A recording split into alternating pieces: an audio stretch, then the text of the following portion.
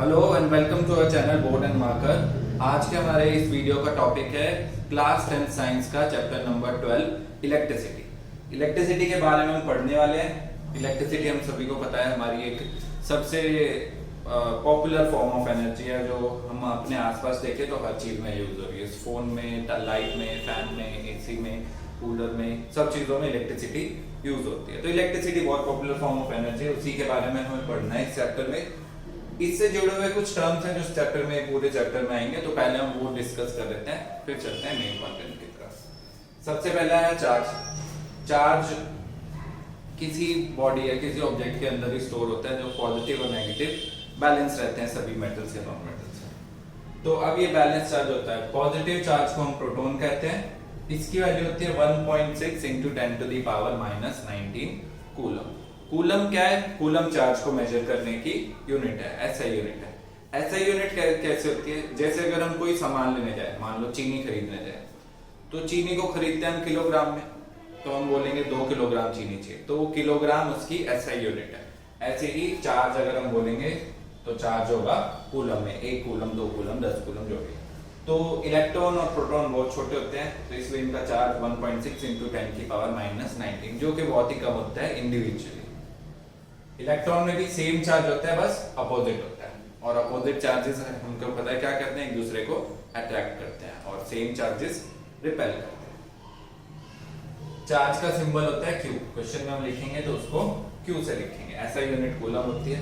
इसके बाद मेन चीज आई इलेक्ट्रिक करंट। करंट हम बेसिकली बोल देते हैं, पर करंट का मतलब होता है धारा। कोई चीज बह रही होती है तो उसको करंट बोलते हैं। ऐसे ही इलेक्ट्रिसिटी अगर फ्लो करने लग जाए या चार्ज फ्लो करने लग जाए तो फ्लो ऑफ चार्ज को हम बोलते हैं इलेक्ट्रिक करंट। इलेक्ट्रिक करंट हुआ है, इसका formula flow of charge per unit time. तो जितना टाइम में चार्ज जा रहा है वो इलेक्ट्रिसिटी का फॉर्मूला हो गया। सिंबल है I, तो I का फॉर्मूला हो गया Q/T। Charge per unit time हो गया ये। ऐसा यूनिट एम्पेयर, इनको सेंटिस के नाम पे एम्पेयर या फिर कैपिटल A इसकी यूनिट है। नेक्स्ट आ गया electric potential difference. Potential difference या फिर कॉमन लैंग्वेज में जिसको हम वोल्टेज ही बोल देते हैं, पर वोल्टेज नहीं होता, उसको हम पोटेंशियल डिफरेंस बोलते हैं। पोटेंशियल डिफरेंस अब क्या होता है कि पोटेंशियल किसी चीज में कोई चीज स्टोर है, मान लो ये 2 टैंक हैं, इनको हमने नीचे पाइप से कनेक्ट कर दिया है। इसमें वाटर है और इसमें बिल्कुल थोड़ा सा वाटर है, तो इसका पोटेंशियल ज्यादा और इसका पोटेंशियल कम। तो चार्ज या इलेक्ट्रिसिटी तभी फ्लो हो सकती है जब पोटेंशियल में उनके डिफरेंस हो। नेचर में हमने पहले भी सुना है कि हर चीज बैलेंस रहती है, तो ये दोनों बैलेंस होने के लिए क्या होगा, इधर से पानी फ्लो होके इसमें जाने लग जाएगा। ऐसी 2 बॉडी भी अगर उनको टच कर दिया, इससे मान लो नेगेटिव चार्ज ज्यादा है और इसमें चार्ज नहीं है, तो इधर से इधर, जैसे हमारी बैटरी होती है, बैटरी में चार्ज होता है और उससे हम एक बल्ब कनेक्ट कर देंगे, तो बल्ब में भी इससे करंट फ्लो होने लग जाएगा, नेगेटिव चार्ज फ्लो होगा। वो किस वजह से होता है? इलेक्ट्रिक पोटेंशियल डिफरेंस की वजह से। और ये क्या होता है? Work done to move 1 unit charge. 1 unit charge को मूव करने में जितना हमको वर्क डन लगता है उसको बोलते हैं इलेक्ट्रिक पोटेंशियल डिफरेंस। इसका सिंबल है V, work done upon Q।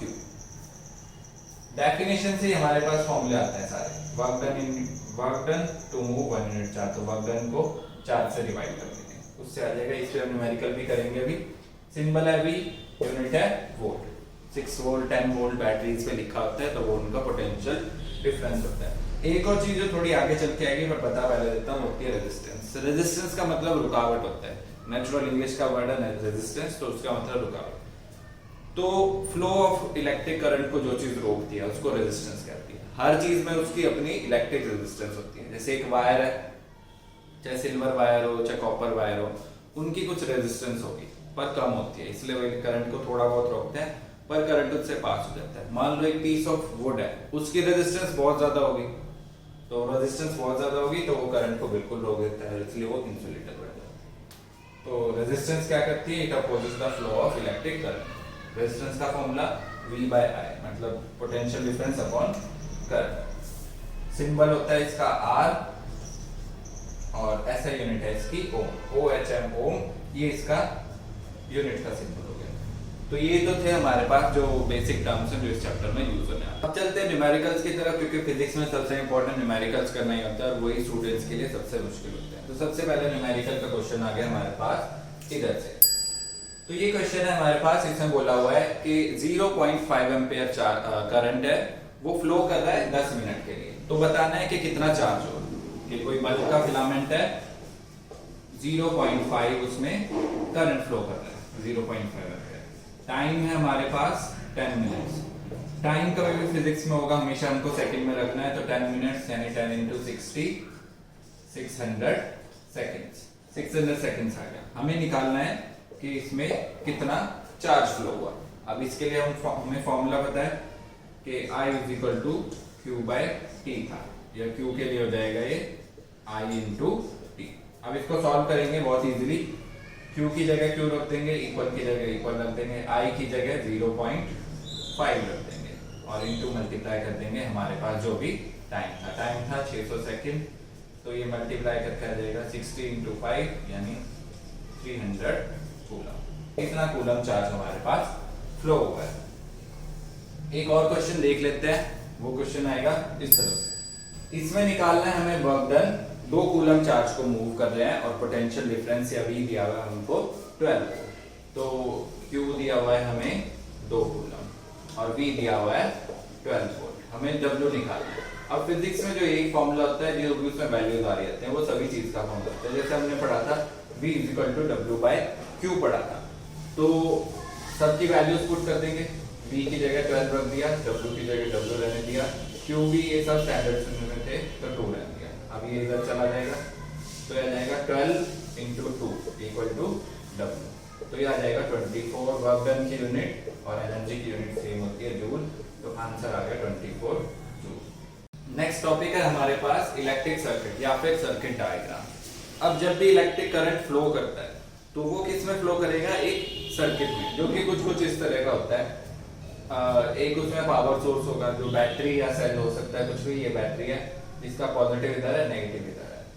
इससे करंट फ्लो करेगा। करंट हमेशा इलेक्ट्रॉन के अपोजिट साइड में जाता है। इलेक्ट्रॉन नेगेटिव साइड से जाएंगे तो करंट हमेशा इधर से जाएगा। तो करंट इधर से जा रहा है, एक रेजिस्टेंस है इसमें, एक बल्ब है, फिर एमीटर है। एमीटर का प्लस बैटरी के प्लस के साथ और एमीटर का नेगेटिव बैटरी के नेगेटिव के साथ। फिर आगे चल के जाते हैं, इसमें एक की या फिर स्विच है जो कि सर्किट को ऑन या ऑफ करने के काम आता है। अभी ये की ओपन है यानी कि सर्किट कटा हुआ है, तो मतलब कोई करंट फ्लो नहीं हो रहा। ऐसे कर देंगे तो ये हो जाएगा एक क्लोज सर्किट। करंट हमेशा क्लोज पाथ में फ्लो कर सकता है। इसका क्या मतलब हुआ कि करंट को अगर जहां से शुरू हो वहां पे वो वापस पहुंच रहा है तभी वो फ्लो कर सकता है, अदरवाइज वो नहीं फ्लो कर सकता। इसलिए जो भी हमारे अप्लायंसेस होते हैं उनमें हमेशा 2 टर्मिनल होते हैं। एक टर्मिनल इलेक्ट्रिसिटी के जाने के लिए और बाद में उसी अप्लायंस से करंट वापस दोबारा से सर्किट में भी फ्लो करके सर्किट को कंप्लीट करता है। इसलिए कम से कम 2 टर्मिनल हर डिवाइस में होते हैं। कोई भी आपको ऐसा डिवाइस नहीं मिलेगा जिसमें सिर्फ एक टर्मिनल हो। तो अब सर्किट हमेशा तो हम ड्रॉ करके नहीं दिखा सकते या हमेशा बना के नहीं दिखा सकते। अगर पेपर पे हमको रिप्रेजेंट करना है तो इस तरह से हम कर सकते हैं, जिसको बोलते हैं circuit diagram.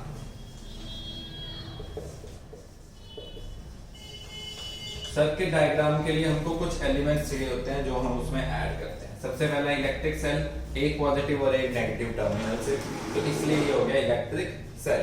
Battery is the combination of 2 और मोर इलेक्ट्रिक सेल्स, तो 2 या 2 से ज्यादा इलेक्ट्रिक सेल्स हो तो बैटरी। की लगती है उसमें, ये ओपन के लिए या क्लोज के लिए बीच में डॉट हो जाएगी। वायर है, वायर इस तरह से जा रहे हैं तो बिना जॉइन में जा रहे हैं, इस तरह से जॉइन हो रहे हैं। वायर अगर बिना जॉइन के क्रॉस हो रहे हैं, मतलब अगर ऐसे आ रहे हो 2 वायर, तो इस तरह से ये होता है wire joining, crossing without joining. Bulb को हम ऐसे या ऐसे किसी भी तरह से दिखा सकते हैं। एक ड्राइंग से नहीं मतलब है, हमको सिर्फ एक बल्ब दिखना चाहिए। रेजिस्टेंस बता चुका हूं मैं, इस तरह की दिखती है। ये होती है वेरिएबल रेजिस्टेंस, कि जिसके हम रेजिस्टेंस चेंज कर सकते हैं। 2 ओम, 3 ओम, 4 ओम, अपनी विश से हम इसको चेंज कर सकते हैं। और इस डिवाइस का नाम होता है रियोस्टैट। रियोस्टैट आप अपनी साइंस लैब में देख सकते हैं। एमीटर, एमीटर ऐसी डिवाइस है जो करंट को मेजर करती है।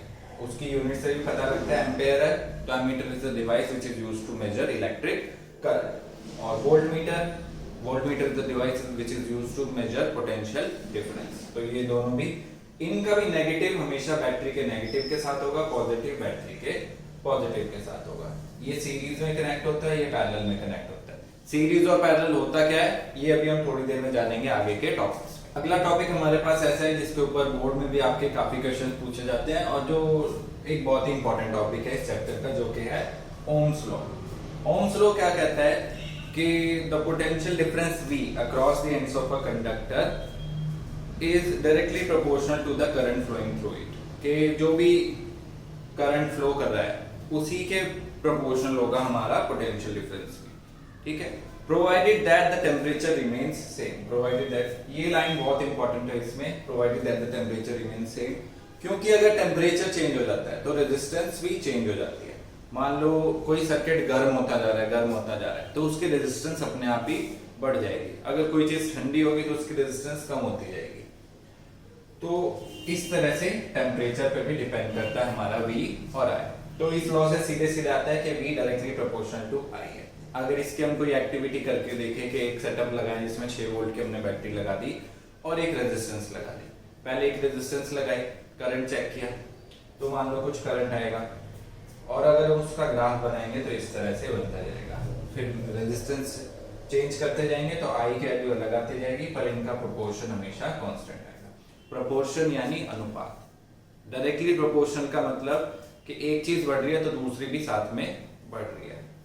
जैसे कि हम मान लेते हैं प्राइस, हम जितने ज्यादा क्वांटिटी खरीदेंगे, मान लो कोई एक प्रोडक्ट खरीद रहे हैं, उसकी 100 रुपीज कॉस्ट है, तो 2 यूनिट की तो 200, 3 की तो 300, तो ये हो गया डायरेक्टली प्रोपोर्शनल। इसी में होता है एक और इनवर्सली प्रोपोर्शनल, मतलब एक चीज घटे और दूसरी चीज बढ़ जाए। ये कब होता है?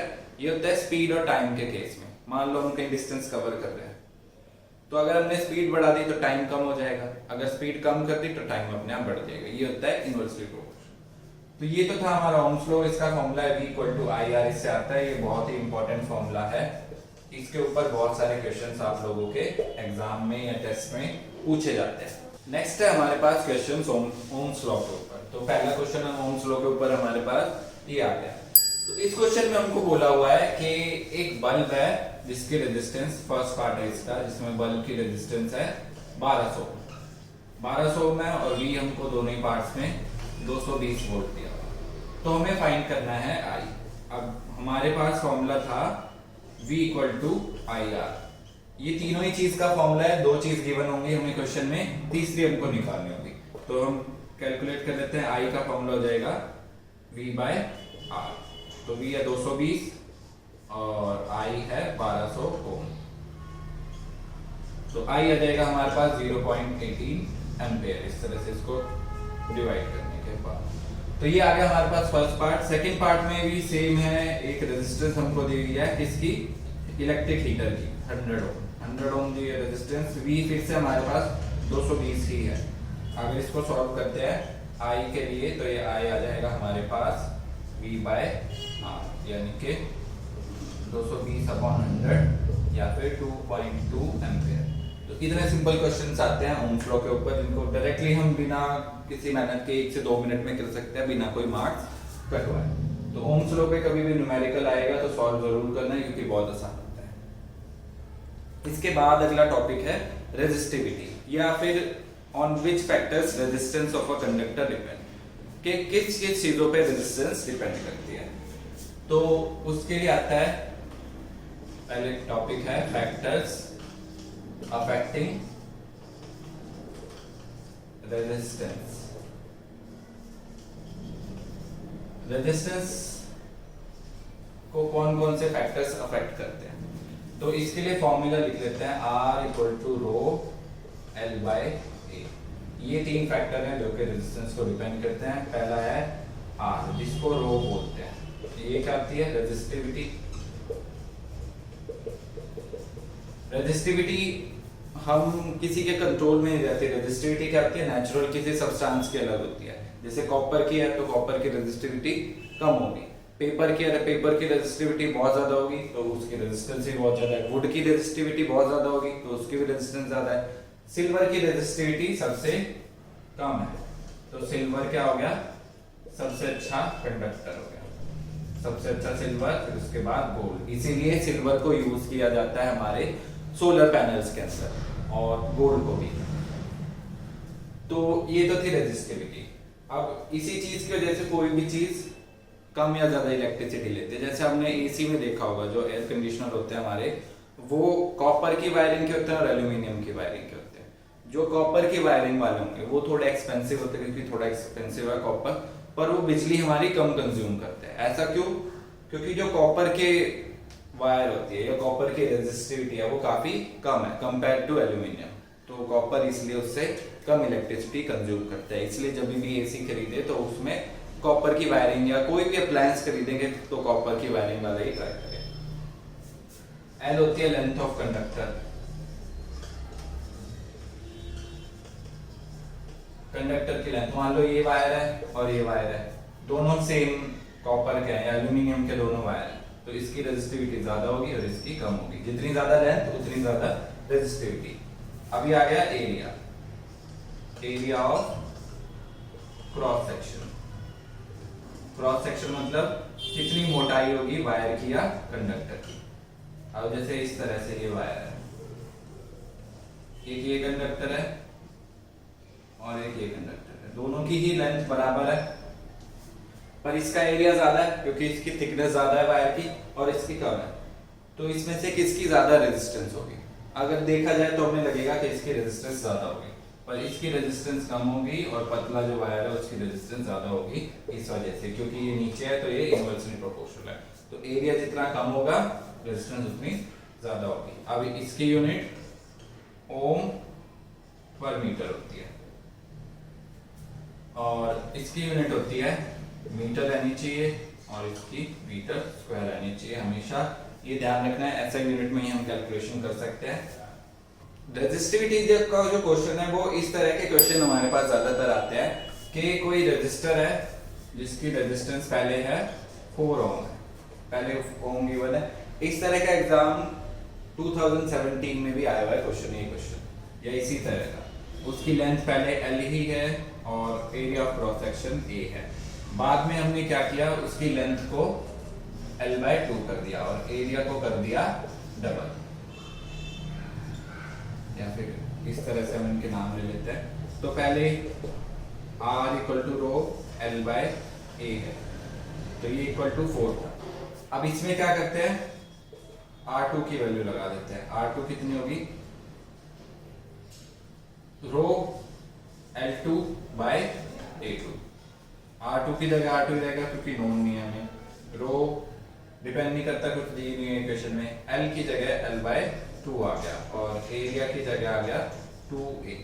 अब इसको अगर हम अलग करें तो ये आ जाएगा रो L/A इंटू 1/4। इसकी जो वैल्यू है वो हमारे पास है 4 ओम, तो 4 इंटू 1/4 ये आ जाएगा। तो R2 हमारे पास सॉल्व करके बच जाएगा 4 इंटू 1/4 यानी कि 1।